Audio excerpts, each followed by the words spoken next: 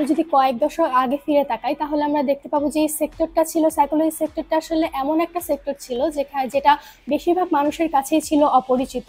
যাদের কাছে পরিচিত ছিল তাদের মধ্যে দেখা যেত বেশিরভাগ মানুষই ভাবতো যে সাইকোলজি বা মনোবিজ্ঞান বিষয়টা হচ্ছে এটা শুধুমাত্র মানসিক রোগ বা পাগলামি সংক্রান্ত বিষয় নিয়ে আলোচনা করে, বা এটা শুধুমাত্র মানুষের মাথার সমস্যার সাথে সম্পর্কিত।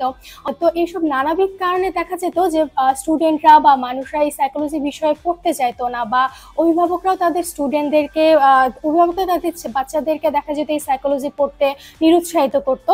কিন্তু আসলে ব্যাপারটা এরকম না। সাইকোলজি বা মনোবিজ্ঞান শুধুমাত্র মাথার সমস্যা বা শুধুমাত্র মানসিক রোগ নিয়ে কাজ করে, ব্যাপারটা সেরকম না।